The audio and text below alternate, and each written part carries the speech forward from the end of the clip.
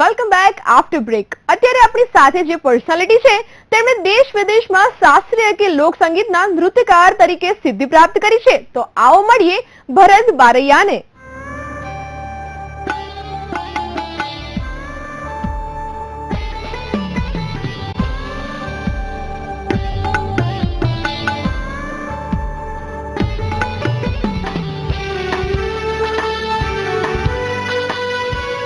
ભરતભાઈ, આ આપની ખૂબ લાંબી સફર છે. તેની અંદર જે એક પંચમહાલનું છેવાડાનું ગામ છે વાવ, ત્યાંથી આપ ગુજરાતના આ ટોટલ શહેર છે, બધા જ શહેરોમાં ત્યાં કોઈ એવી સ્ક્રીન ઉપર ન હોય કે ભરત બારૈયા ન આવ્યા હોય. તો આ ભરત બારૈયાની આ જે નામના છે, પ્રસિદ્ધિ છે, ઇન્ટરનેશનલ લેવલે પહોંચી છે. તો આ કઈ રીતે શક્ય બન્યું? જિગ્નેશભાઈ, મને બચપનથી નાનપણથી મને બહુ શોખ હતો ડાન્સ કરવાનો, નૃત્ય કરવાનો. પણ ગામડાની અંદર એવી કઈ વસ્તુ હતી નહીં કે આપણે ખેતર અને ઘર ને ખેતર આ લાઈફ, અને સ્કૂલે નિશાળે જઈએ ના જઈએ. એટલે હાલોલમાં મારા ફાધર નોકરી કરતા હતા રેલવેમાં. એટલે પપ્પા નોકરીએ જાય એટલે દફતર સંતાડીને હું 3 કિલોમીટર ચાલીને લકી સ્ટુડિયો ભાગી જતો હતો ત્યાંથી હાલોલથી. અંદર જવા ના દે મને, એટલે હું કોટ કૂદીને અંદર જાઉં. એ વખતે મિયા ફુસ્કી 007 નું શૂટિંગ ચાલતું હતું. રીટા ભાદુરી એમાં મેન લીડમાં હિરોઈન હતી. ત્યારે એ દિવસે છોકરાનું કઈ નાનું શૂટિંગ હતું. એટલે એને કીધું કે લડકા નહીં આયા હો, લડકા સામને ખડા હે, ઉસકો કપડા પહેના દો. એટલે મને તો કીધું, એટલે હું તો એકદમ ખુશ થઈ ગયો બહુ જ. એટલે મને એમને કપડા પહેરાવી દીધા અને પછી મને નાનો ડાયલોગ આપે બોલવાનો કે આ ડાયલોગ બોલવાનો છે. એટલે મેં ડાયલોગ બોલ્યો અને એકદમ 1 ટેક ઓકે કરી કાઢ્યો. એટલે એટલા બધા ખુશ થઈ ગયા કે આ છોકરામાં બહુ ટેલેન્ટ છે. એટલે રીટાએ મને કીધું, રીટા ભાદુરીએ, કે ઇધર આ બેટે, તું કહા પે રહેતા હે, ક્યાં કરતા હે? એટલે મેં કીધું મને આ નૃત્ય અને એક્ટિંગ કરવાનો બહુ શોખ છે, પણ હું ગામડામાં રહું છું, હાલોલ બાજુમાં વાવમાં, પણ આવી રીતે થાય એવું છે નહીં. એટલે કે તું ચિંતા મત કર બેટે, લેકિન મેં તો ક્યાં કે મુંબઈ, અમદાવાદ, હાલોલ ऐसा सब घूमती रहती हूँ, मैं आर्टिस्ट हूँ. એટલે પછી મને એને એવું કીધું કે તું ઠીક है, मेरे साथ बॉय में काम कर તું मेरा मेकअप पर्सनली करना और मेरा छोटा मोटा काम करते रहना. એટલે રીટા ભાદુરીએ મને એમની સાથે રાખ્યો. પણ ટાઈમ એ જ મારો 10:30 સ્કૂલેથી ઘરેથી નીકળું અને સાંજે 4:30 ઘરે જતો. એટલે ઘરમાં બધાને એમ જ ખબર કે હું સ્કૂલમાં જ જઉં છું. અને મને ગાવાનો બહુ શોખ હતો. પ્રાર્થના હું ગવડાવું. એટલે 15-20 દિવસ થઈ ગયા, સ્કૂલમાંથી ગયા, ભરત આવતો નથી, શું છે? એટલે સ્કૂલેથી ટીચર ઘરે ગયા કે ભરત કેમ આવતો નથી? એટલે સીધા મારા બાપુજીને જ પૂછ્યું. અને મારા બાપુજીનો બહુ જ ખતરનાક ગુસ્સો. એટલે એ તો કે રોજ સ્કૂલે આવે છે, જાય છે ક્યાં? એટલે હું તો મસ્તીથી આવ્યો દફતર લઈને ઘરે, અને બાપુજી તો લીમડાનો મોટો સોટો કાઢેલો, અને પછી મને જે માર માર્યો છે હજી પણ અહીંયા આગળ મારું એ છે ચાલુ, માથું મારું તોડી કાઢ્યું હતું પપ્પાએ. કે આ બધા કે છોકરાઓ કે છે કોઈ ભણ્યા નથી, કોઈ ગણ્યા નથી, ગામડામાં ગામમાં જિંદગી પૂરી થઈ, મને એક આશા છે કે તું કંઈક આગળ કરે, આવું બધું. એટલે પછી હું સ્કૂલે ત્યાં ગયો ને લકી સ્ટુડિયો. એટલે રીટા ભાદુરી શોધતી અરાદ રોડ મારા ઘરે ગામડેથી ત્યાં આવી અને પૂછ્યું કે એ ही लड़का एक दिन तुम्हारा नाम रोशन करेगा, आपने बहुत बुरा किया, बच्चा तो भगवान का रूप होता है. એ વખતે મારા બાપુજીને મારી માને કીધું હતું. એટલે પછી મને કે इस बच्चे की रिस्पॉन्सिबिलिटी मैं लूंगी. રીટા ભાદુરી એ વખતે બહુ સ્ટાર, પણ એ વખતે તો સખત આમ. એટલે પછી મને કે ભરત, તેરે મેં બહુ ટેલેન્ટ હે, તું કેસે મેં હેલ્પ કરું. એટલું બધું મને સપોર્ટ કર્યો છે રીટા ભાદુરી એ વખતે, બચપનમાં નાનો હતો ત્યારે. અને પછી એ જ વખતે મલ્લિકા સારાભાઈ શૂટિંગ માટે ત્યાં આવ્યા. અને તે વખતે કિરણ કુમાર અને મલ્લિકા સારાભાઈનો પણ નંબર 1 નો સિતારો ચાલતો હતો, અને કોમ્પિટિશન ચાલે એ લોકોને જબરજસ્ત. એટલે મને રીટા ભાદુરીએ એવું કીધું કે સાमने 9 नंबर में जो मल्लिका साराभाई है ना, भरत बहुत बढ़िया डांसर है, मैं कैसे इंट्रोड्यूस करूँ तुझे, मुझे कुछ मालूम नहीं पड़ता है. એટલે સાંજ હતી. એટલે રીટા ભાદુરીએ ટેપ રેકોર્ડ બહાર મૂક્યું અને મને કે તું નૃત્ય કરવાનું ચાલુ કર, ડાન્સ કરવાનું ચાલુ કર. એટલે મેં ડાન્સ કરવાનું ચાલુ કર્યું. એટલામાં કિરણ કુમાર નીકળ્યા ત્યાંથી. એટલે કિરણ કુમારે જોયું મને કે પછી સીધા કિરણ કુમાર મલ્લિકાબેનને બોલાયા બહાર કે દેખો મલ્લી એ લડકા કિતના અચ્છા પરફોર્મ કરતા હે. એટલે બંને મને જોયા જ કર્યો એમ કરીને. અને પછી તરત મારું પતી ગયું. એટલે તરત જ મને બોલાયો કે અહીંયા આવ, તું ક્યાં રહે છે, શું કરે છે? કિરણ કુમાર. એટલે મેં કીધું હું હાલોલમાં રહું છું, બાજુમાં ગામ છે વાબાકરોડ, ત્યાંથી આવું છું, જઉં છું, અને મને બહુ શીખવાનો છે. તો કે છે ઠીક હે. પછી મલ્લિકાબેનને કિરણ કુમારે કીધું કે એ લડકે મેં જબરજસ્ત ટેલેન્ટ હે, તું इसके लिए कुछ કર યાર એમ. એટલે પછી મલ્લિકાબેનને કીધું કે મારું અમદાવાદમાં સ્કૂલ છે, દર્પણ એકેડેમી ઓફ પરફોર્મિંગ આર્ટ્સ, તું ત્યાં આવ. એટલે સાહેબ હું ત્યાંથી જિગ્નેશભાઈ, મને મારા બાપુજી જ મને મૂકવા અહીંયા આગળ આવ્યા. અને અમે લોકો દર્પણના ઝાપા પર બહાર ઉભા રહેલા એ વખતે તો. અને પછી જવા જ ના દે અંદર. એટલામાં જ કિરણ કુમારની ગાડી નીકળી. તો કિરણ કુમારની ગાડી કે ભરત ખડા હે બહાર કે છે મલ્લિકાબેન. તો મલ્લિકાબેન સીધા દોડીને બહાર આવ્યા. એટલે પછી મને તો પકડીને લઈ ગયા એકદમ જ. પછી બધા ઇન્ટ્રોડક્શન કરાવડાવ્યું મને, ગુરુજીઓ અને બધા, ગુરુ રામાસ્વામી સર, મહેશ્વરીબેન નાગરાજન, પછી અમ્મા મૃણાલિનીબેન, બધા સાથે વાતચીત કરાવડાવી. પછી મને કે આ આપણો કલાકાર છે, આને ડાન્સ શીખવાડવાનો છે. એ વખતે મલ્લિકાબેન પણ ગુજરાતી ફિલ્મોમાં નંબર 1 પર ચાલે, એટલે મને સીધો મૃણાલિનીબેનને સોંપી દીધો. અમ્મા મૃણાલિનીબેન એ મારા ગુરુ. એટલે પછી મને શીખવાડવાનું શરૂ કર્યું. સવારમાં હું ત્યાં ગયો એટલે ક્લાસિકલના બધા સ્ટેપ્સ, કથકલી, આ તે બધું એક સાથે શરૂ કરી દીધું સર. મારા પગ સૂજીના આવા દડા જેવા થઈ ગયેલા, અને માય ગોડ. અને ત્યાં બધા સાઉથ ઇન્ડિયન લોકો રહે, ત્યાંનું બધું જ ઘરનું પણ કામ કરવાનું મારે, ઠેઠ નીચેથી લઈને 3જો માળ સુધીનું બધું જ કામ સવારે વહેલું કરી નાખવાનું, પછી પાછું ક્લાસીસમાં જવાનું. 12 3 ને 4 ને 5 કલાક કામ કરતો હું. એટલામાં પછી તો મને સૂચી ગયું. પછી મેં મારા બાપુજીને ત્યાંથી મેસેજ મોકલ્યા કે આવું છે. એટલે બાપુજી આવે આગળ મને લેવા માટે પાછા, અને મને કે ચાલ બેટા આપણું આ કામ નહીં, આપણા લોકો માટેનું કામ નહીં. મેં કહ્યું ના, મારા ગામના લોકો શું મને કહેશે, અને મારે કરવું જ છે. સાહેબ તમે માનો નહીં, બસ મેં એ વખતે ગાંઠ બાંધી લીધી. અને અમ્માને મારામાં શું, મારા મૃણાલિનીબેન ને મારા અંદર શું જોયું ખબર નહીં. મારા માટે 4 ને 5 ને 6 કલાક કાઢતા. બધા જ દર્પણના કલાકારો, ગુરુજીઓ મારા માટે સખત ટાઈમ કાઢતા. એમની સાથે ઇન્વોલ્વ થઈ ગયું. એ વખતે ગુરુજીની સેવા કરી. અત્યારના ગુરુજીઓને તો અત્યારે શિષ્યો કેવું કરે છે તમે જાણો છો, પણ એ વખતે ગુરુજી જે કે એ કરવું પડે, આપણે એમના પગ દબાવવા પડે, એમને બસ જે કે કરવું પડે. એવી રીતે મેં કલા દર્પણમાંથી મેળવી છે. આપે નહીં આપણને અમુક વસ્તુ તો પાછા, અમુક થિયરી તો શીખવાડે જ નહીં. પણ મને આશીર્વાદ બધાના. જિગ્નેશભાઈ તમે માનો નહીં, દર્પણમાં કરતો ગયો. પછી સૌથી પહેલું મારું નૃત્ય કુમાર સંભવ મલ્લિકાબેને કોરિયોગ્રાફી કરેલી. કોરિયોગ્રાફી કરી કુમાર સંભવ. એ કરતા મને ગણપતિનો રોલ આપ્યો એમાં. અને એ પછી અમે લોકો સૌથી પહેલા ટાગોર હોલમાં શો કરેલો એનો. અને એ જ દિવસથી મારું નામ અમદાવાદમાં એકદમ થઈ ગયું કે. અને સુપર ગણેશ સ્તુતિ કરેલી મેં, ગણપતિ સ્તુતિ. અત્યારે પણ હાલમાં પણ હું કરું છું ગણપતિ સ્તુતિ. અને બાર તરીને આવ્યા પછી મેં ક્લાસિકલમાં ભરતનાટ્યમ, કુચીપુડી, કથકલી, માર્શલ આર્ટ, કન્યાકુમારીથી કાશ્મીર સુધીની બધી ડિગ્રી મેળવી મેં દર્પણ આમાંની અંદર.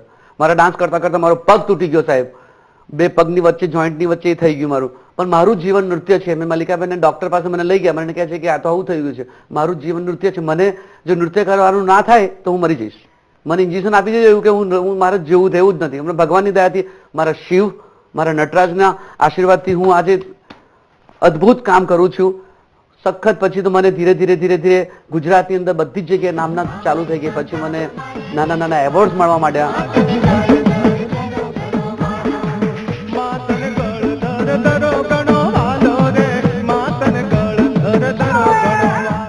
ક્યાંય જશું નહીં, મળીએ છીએ આ બ્રેક બાદ.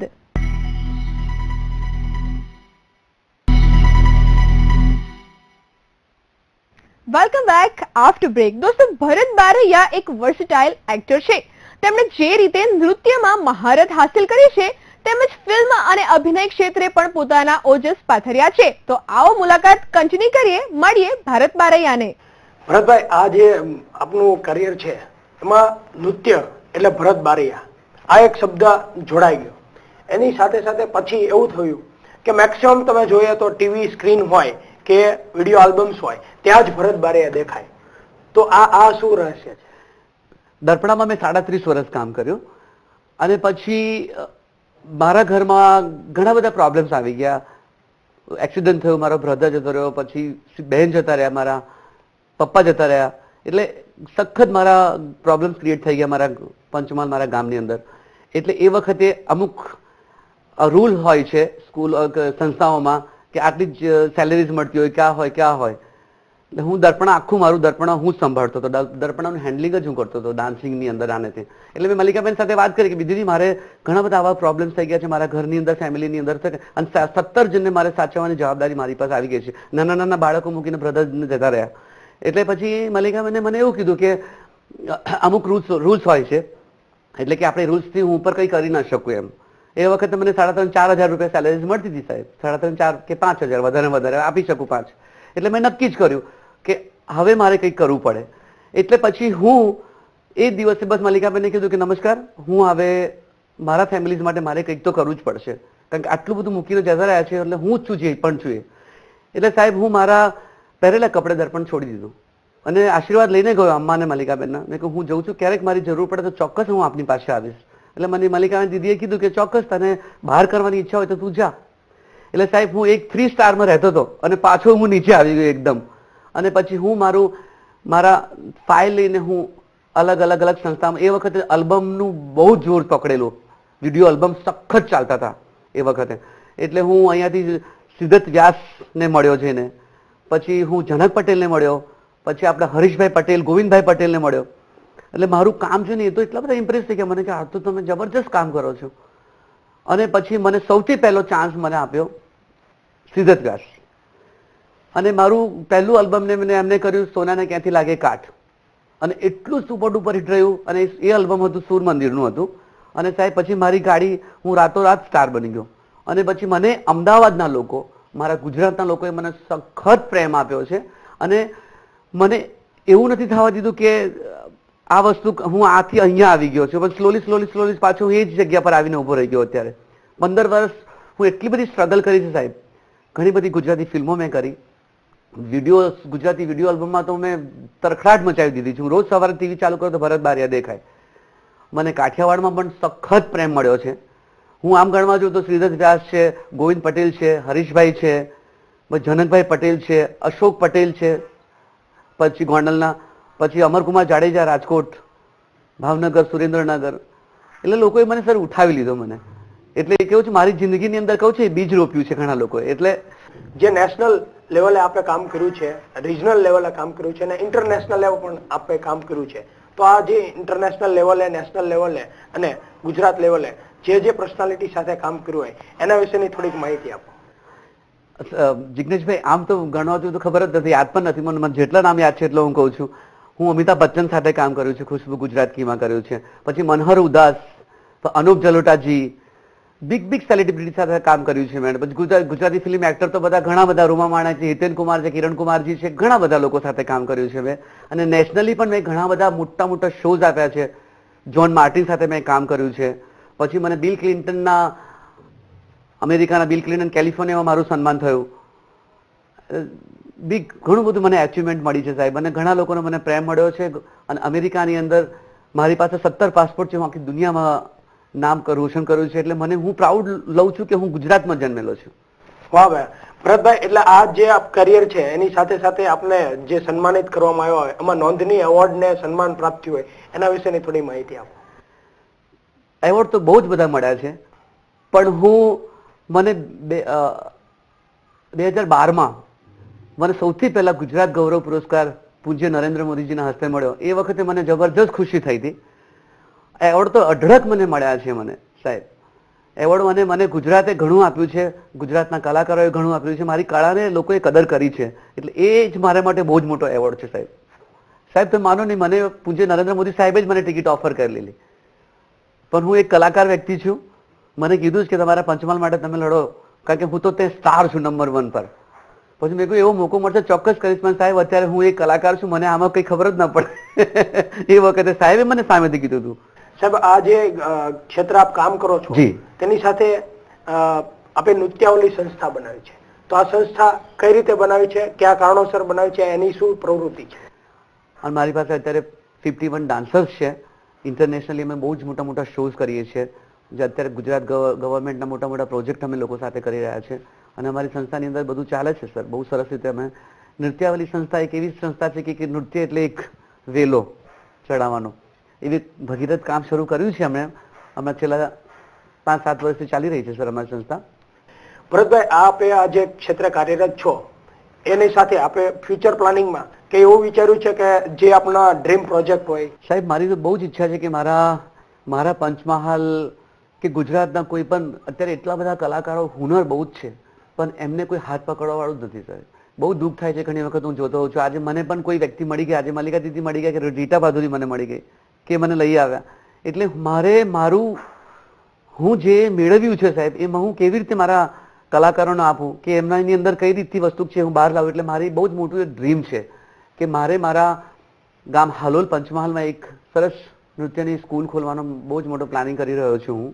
બહુ જ મોટું ડ્રીમ છે મારું, અને હું એ શરૂ કરવા હવે જઈ રહ્યો છું ધીરે ધીરે. અને મોટા મોટા પ્રોજેક્ટ પણ અત્યારે છે. હું અમેરિકા જઈ રહ્યો છું, હમણાં ગ્રુપ સાથે અમે લોકો પરફોર્મ કરી રહ્યા છીએ. કાર્યક્રમો તો બહુ જ ચાલે છે, પણ આ એક મારું ડ્રીમ છે કે મારે કંઈક કરવું છે બસ સાહેબ. ભરતભાઈ, આપના ક્ષેત્રે ખૂબ ખૂબ સફળતા મળે તેવી શુભેચ્છા. Thank you very much. Thank you so much અને thank you so much VTV.